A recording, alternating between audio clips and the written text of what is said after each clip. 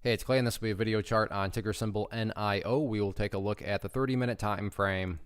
Real quick, what do I mean by 30-minute in case maybe you're new to charts? Instead of each one of these candlesticks here representing 1 day's worth of price action, which is what you would normally see, each one represents 30 minutes. So while this here may look like several days worth of time, it's actually today's price action broken down into 30-minute time slices.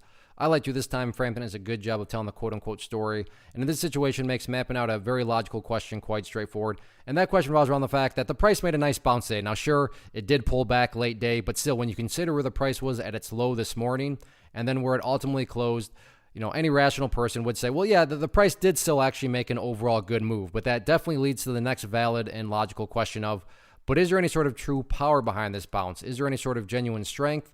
Or is this just some sort of knee-jerk reaction, dead cat bounce type move? I have no idea, but like I said, by using charts, we can make answering that question very straightforward. And in my mind, it all revolves around a level that I talked about in yesterday's video, and that's right here at $8. And I talked about that as a level of resistance, but that brings about the first update, which is based on a foundational rule in charting, stating when levels of resistance are broken and closed above, you want to see them act as support, especially in this case. Why so? Well, hopefully we can all agree on the logic that price movements with genuine power, with true strength, the price is going to progress forward. The price is not going to go back to where it was.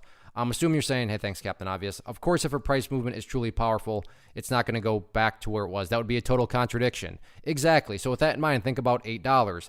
Any sort of breaks below there, or worse yet, if the price separates to the downside, what would that be doing to the price? That would literally be putting the price right back inside of that area of the chart where it was when it was flirting with those lows. Whereas let's say the price pulls back here, not saying it will, but the price comes down to this area of the chart and then behaves in this manner before starting to work its way back upwards.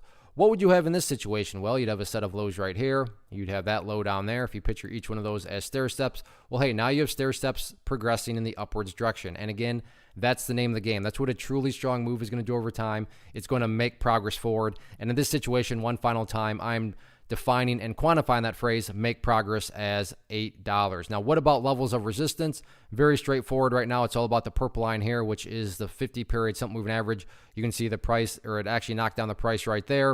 And then you fast forward to this afternoon, and that's right where the price rejected it once more. So keep an eye on that level going forward in terms of areas of resistance. All in all, though, any way you look at it, very nice move today, good bounce.